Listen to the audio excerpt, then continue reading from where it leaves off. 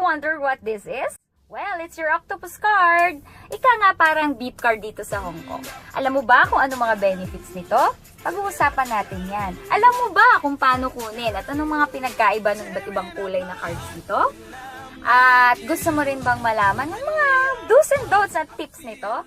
Well, kung gusto mo yan at gusto mong makatipid, hack your Hong Kong experience and watch on!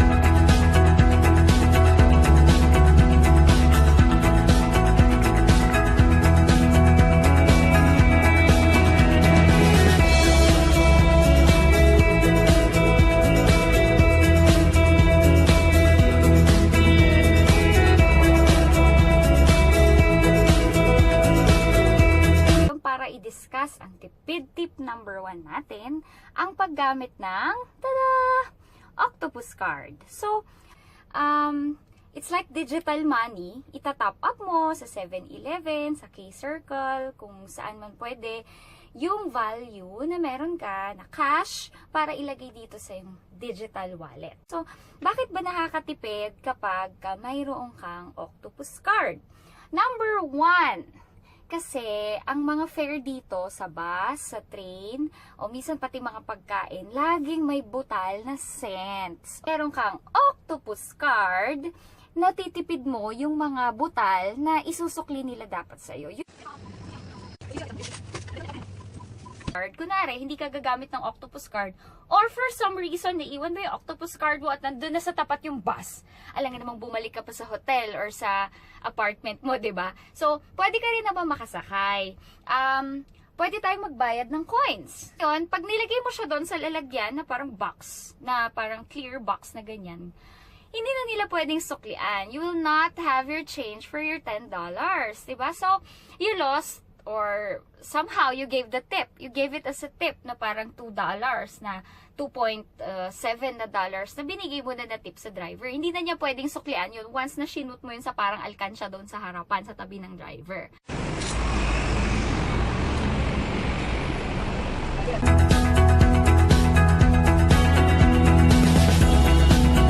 Also, if you have an Octopus Card, mas maikli ang pila.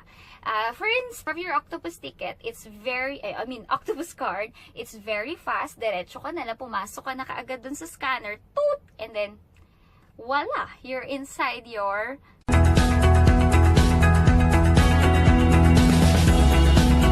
Remember that there are MTR savers all around Hong Kong. The trick is, kailangan alam mo lang kung nasaan sila. Ano ba yung MTR savers na yan na sinasabi mo, Joy? Well, ito para rin siya isang machine, para rin siyang isang octopus scanner, pero nakalagay MTR saver, na pag tinap mo yung iyong octopus, magkakaroon ka ng para bang cashback, para magkakaroon siya ng added value, usually $2 to $3 yan. One tip, meron yan sa mid-levels, diba? Kung umaakit ka dun sa mga walkolator pataas, meron dun sa dulo nun, may makikita kang MTR saver, and you can just tap your octopus. Yun lang, once a day lang pwede. But if you are in the area at lagi mong nadadaanan, o everyday mo siyang itatap, it's like you are having $2 off in every day, di ba?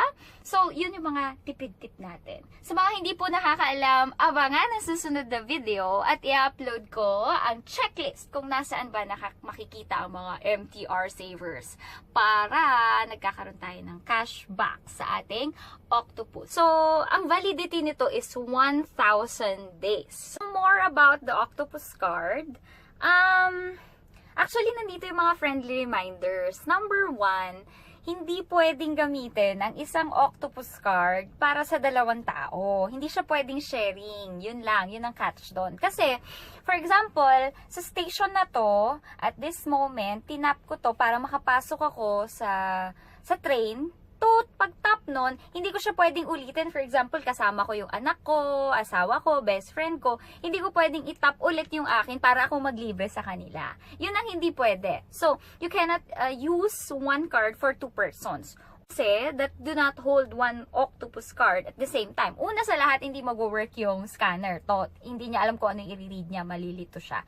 One more thing, kung meron din kayo yung mga credit cards or debit cards na Wave Pay, nakalagay, may parang sign ng Wave doon, na nare-read din siya ng contactless scanners, malilito din yung MTR scanner kapag magkatabi mo sila, or for example, this is too close. Ibig sabihin talagang magkatabi sila. Siguro one on top of the other. For example, this is a contactless card again. Pagkalimbawa ito, tsaka to, nakatapat silang ganyan, they are back to back with each other, and then you place it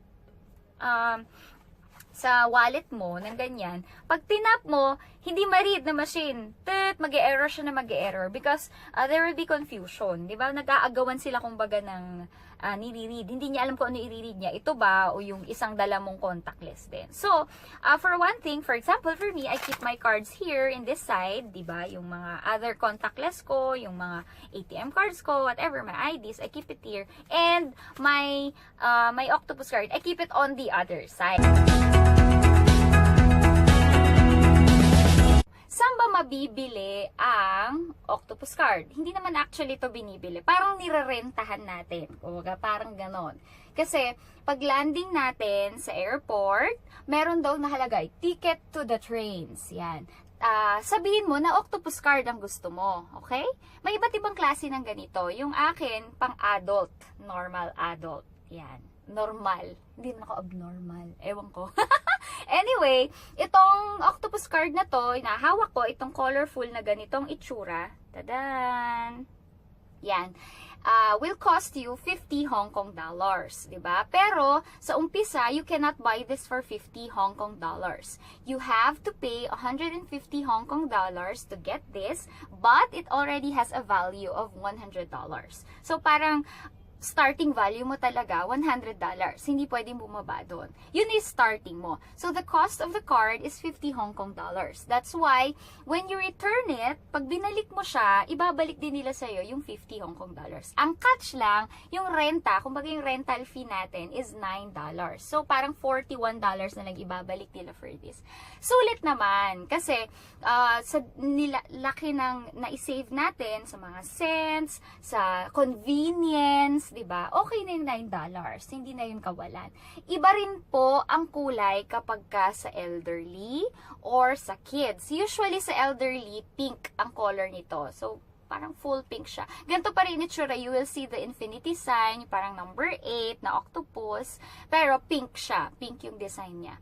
I think the kids, it will be color green. So, parang ganito pa rin yung design. It comes with the same face, but it's dominantly colored green for the they will have 50% discount on fares. And most of all the services here in Hong Kong, pag kids or seniors, usually 50% off. Kung hindi man Octopus card, at ipapakita namin kung saan pwede namin pwede naman sa bus train. You can just top up your value sa nearest convenience stores, usually 7-Eleven or K-Circle. Yun usually ang pinaka convenient. Although there are also booths dun sa MTR, sa loob ng train stations, kung saan pwede ka rin mag-add ng value. Yun nga lang, what I know is that $50 ang minimum sa 7-Eleven. Tapos, ayaw din nila ng butal. Kung 50, it goes by 50, 100, 150. Ganun ang denomination na, ano ba, denomination ba? Ganun ang amount na tinatanggap nila pag magta-top up ka for your octopus. So, stay tuned din. Meron akong i-upload na video kung paano mas makatipid sa mga rota mo. Kaya, if you also have your suggestions or your questions kung paano ba makakatipid when it comes to transport, tours, food here in Hong Kong, don't hesitate. Just comment down the box. Comment ka lang dun sa baba. Pero hingi lang ako ng favor, please. Since I am sharing all this knowledge to you, I'm sharing the tipid tips for you. Can you please just click like here. Diba? Para naman makadagdag tayo ng subscribers at makadagdag din tayo ng views. No? Pa-click na rin na subscribe kung pwede so that you will catch more of our videos on how to maximize your Hong Kong trip or how to maximize your finances here in Hong Kong. Okay? Again, thanks for watching. Bye!